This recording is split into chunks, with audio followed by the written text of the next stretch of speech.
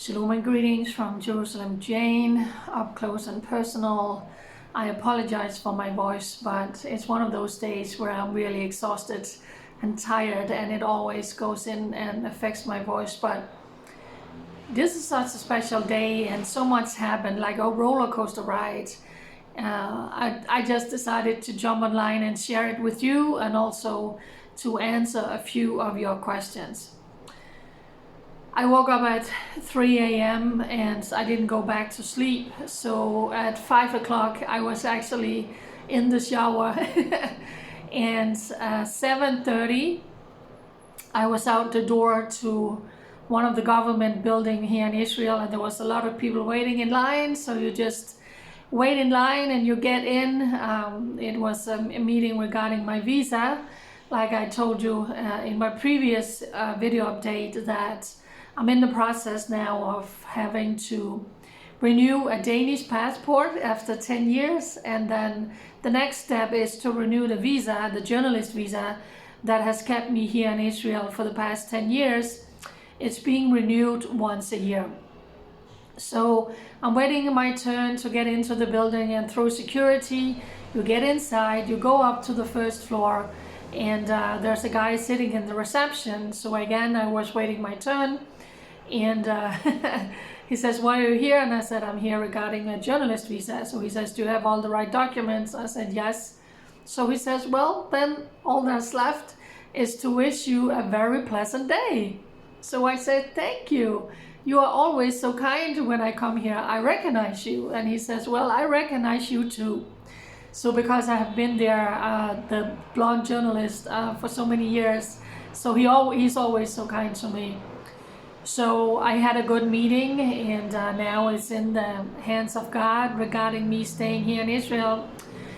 When I came out from the government meeting, I went into the post office, and there was a small package. And even before I opened it, something just smelled so good. So there was this homemade soap.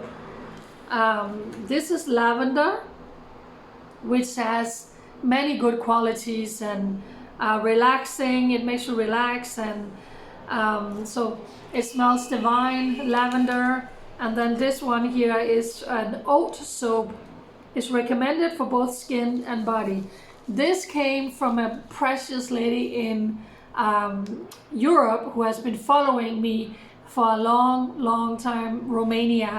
And I think it's the first time I've ever received anything from anyone in Romania.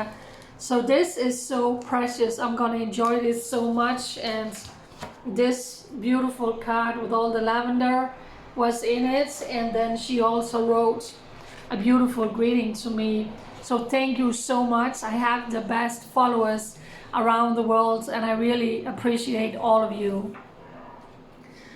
Then I went to the pharmacy to get the medicine that I get every month, and did a little bit of shopping, and then I came home.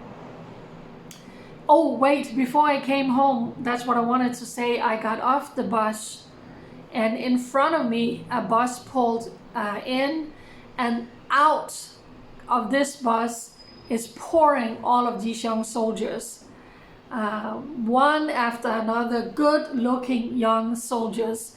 And these were religious soldiers wearing the kippas and the hair, and they were just so precious. Every time I see soldiers here in Israel, my heart always skips a beat, because these are the watchmen on the walls. These are the lions who is protecting us 24/7, 365. But this specific group of religious soldiers, they was just goofing around, and they were happy, and they walked. I was walking in between all of these soldiers, and then they walked behind the bus stop, and they stood up where the grass is, and they just stood in this circle. It was just so precious. I wish that I have had the boldness to ask them if I could take a photo, but these are the young lions who are protecting us against all of these wicked Hamans.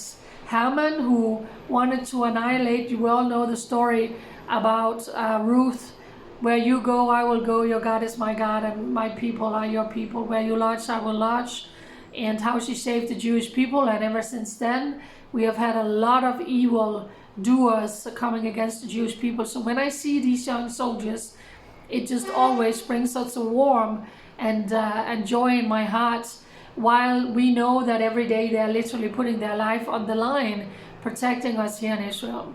So then I came home and just straight to the shower, and then I ate a little bit, and then something happened that really just made this into a bigger roller coaster ride, because I know, being Danish, that there are people in Denmark now who's going to watch the news today, and they're going to say, something specific happened in Israel today. Where were you? We need you to report about this.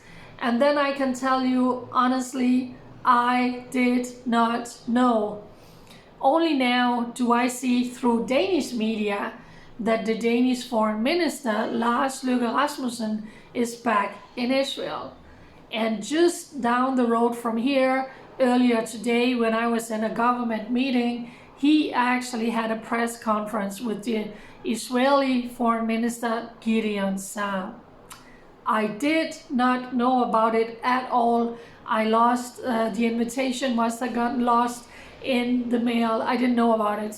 I am beyond disappointed. I can't tell you how disappointed I am. I got a media invitation when he was here last time. I got to be there, I got to sit and pray, I got to watch him and listen to him, and I also got to ask him a question. So now I am reading through Danish media and Israeli media some of the things he said, and you better believe if I had been there, I would have asked him some pretty tough, straightforward questions. So I'm not going to go into all of that. Maybe I'll make a video for myself just speaking to him. But I am just unbelievably, I can't even tell you how disappointed I am to find out that me being Danish, being born in Denmark, still with a Danish passport, finding out that the Danish Foreign Minister is here in Israel and was just down the street having a meeting with Gideon Saar. Now he's out, what was it, in Ramallah with the Palestinian, was it Foreign Minister or Prime Minister, ridiculous, talking to them and doing whatever he's doing here. So for all of you in Denmark who are saying, Jane, we missed you, where were you reporting? I didn't know. I simply did not know. I didn't get an invitation until all of it was over. So I'm very, very disappointed. I'm very disappointed. And now I'm losing my voice. So like I said, I just got a Danish passport. I'm in the process of applying and renewing for my visa so I can stay here in Israel. But because I've been here so long, I need a special permission, and I fully believe that there is a lot more for me to do. I would like to stay here. So for all of you who love me and who's saying, how can we support you and pray for you, just pray that my visa will be granted for 1 more year here in Israel. I also requested from my landlords if I could stay longer in this place, because I'm simply too tired and too exhausted, and that's what you can hear in my voice, to have to pack up and move at the end of this year. So we extended it up until April 1st. So I have 3 more months going into the new year, and then we'll see what the world looks like at that time. So that was the latest update for me. Pray for our soldiers. Pray for our young men and women in uniform who is protecting us, because every time a soldier go out, he leaves behind a family, wife, husband, children, parents, siblings, grandparents, who is praying, you know, is he gonna come home safe, or are we gonna be one of those families who's gonna get a knock on the door saying your beloved was killed in defending the Jewish homeland.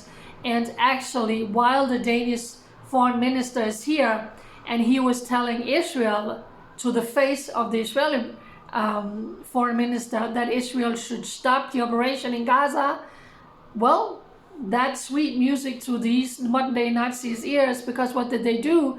They actually fired 2 rockets from Gaza into Israel. One was taken down, one fell in an open area, if I remember correctly. So today, well, while there's a visit from a European foreign minister telling Israel to stop what you're doing in Gaza, these modern day Nazis are still firing rockets to try and murder as many Israeli grandmothers and babies as possible. So Israel is doing what Israel needs to do, what any other nation would have done with a genocidal enemy literally on your doorsteps, who has tried to wipe you off the face of the earth once, and who have said, we will continue to do this over and over again.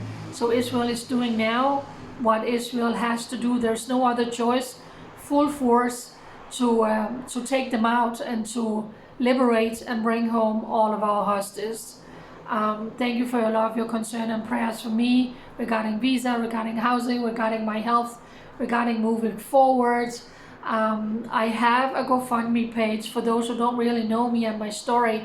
It tells my whole testimony. It tells my whole story, and I would really like if you would help me push out my GoFundMe page. It was made 2 years ago. Nearly all of that money has been used to keep me here, so I'm kind of starting over, but I would like to reach the gold on a page that has been active for more than 2 years.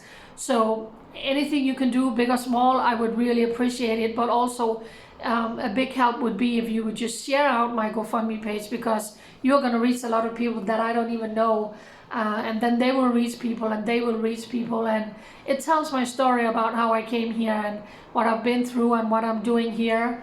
And like I said, all the money being donated to me simply just goes to make me being able to be here with living expenses, to just be here and be Jerusalem Jane, girly boots on the ground. There are 3 donation platforms. There is one that's tax deductible, Giving Fuel in America, and then there's also a PayPal. So I will share all of them. And now I'm really losing my voice.